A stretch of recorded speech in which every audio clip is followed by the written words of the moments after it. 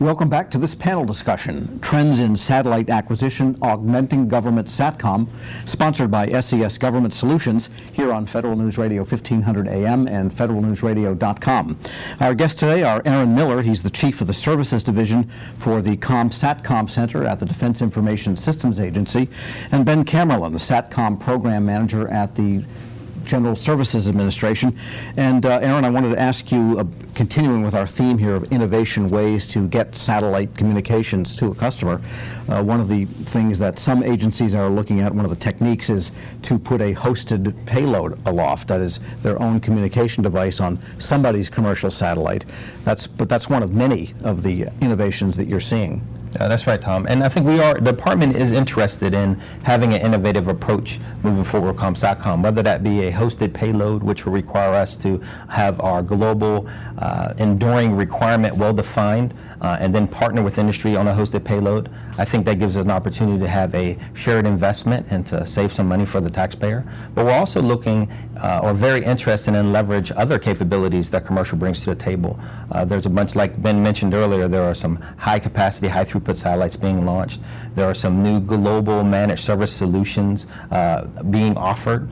And if we can leverage those in a partnership where we get into a by minute, by megabit type deal instead of just buying the whole transponder or the whole satellite, there could be some utility and some opportunity for cost savings.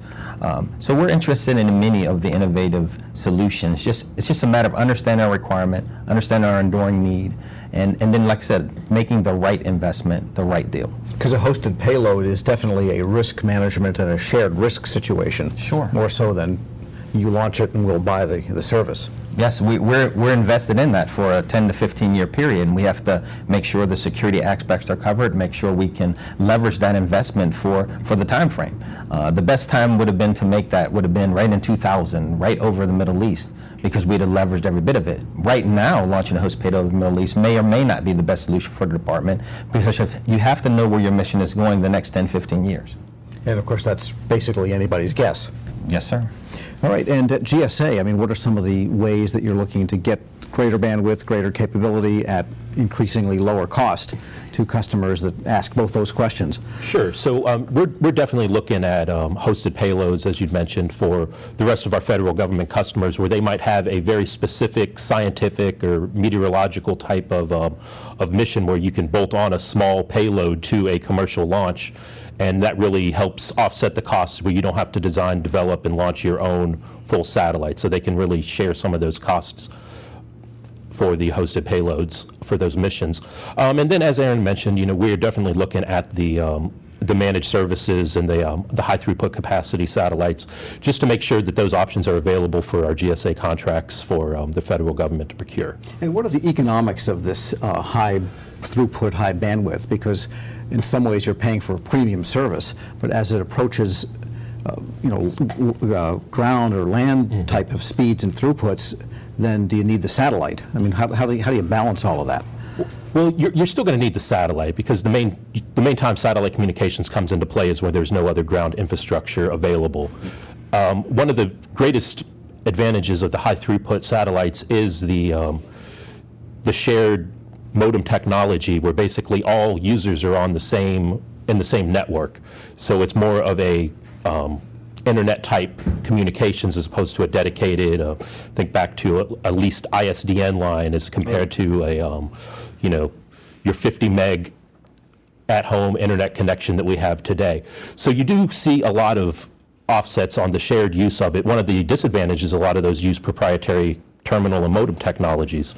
So as I mentioned, we need to figure out how to either include that modem and terminal technology into the cost of the service, or one of the other things for the terminal and modem manufacturers is to have more, as Eron mentioned, we do have a lot of tri-band, quad-band terminals for different spectrums, but we really don't have the same on the modem side. So whether it's a software-defined modem or modular interchangeable modems, where if you're using one service that uses one modem technology, you can pull it out and put that in, and really swap back and forth that way to find the most efficient use of satisfying the requirement. Is that a 19-inch rack type of situation, or what are the form factors on these things?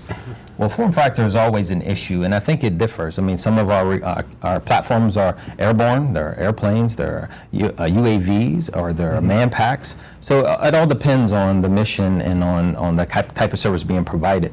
But I would like to echo on Ben's last answer to the question. I think part of the economics of it, we just don't know. The market will stabilize when these new satellites are launched into space, and hopefully we'll see much better price points. Where we want to leverage those price points. Like if those new satellites cut the cost in half of bandwidth, we'll be ecstatic. But we have to wait and see how the market responds to these new capabilities being provided.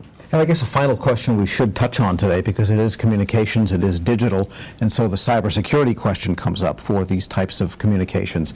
And is there an extra load on the bandwidth if you use encryption, or what are some of the cyber best practices for satellite comm? All the leases we do at DISA, we try to make sure we follow CNSSP 12 and make sure that we do an eye assessment of that, because the DoD is very interested in having mission-assured communications. Things like command encryption on the spacecraft and how they control it for assured access.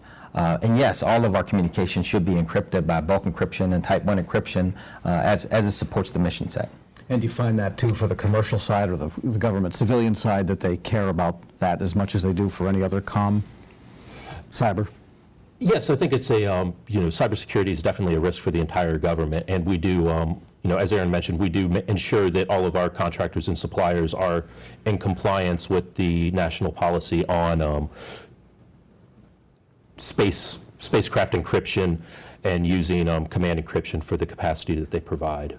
All right, so a lot of specialized knowledge. I want to thank today's guests for bringing it to us.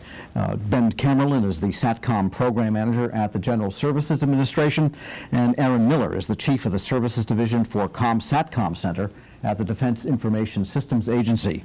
I'm Tom Temin, Federal News Radio 1500 AM and federalnewsradio.com.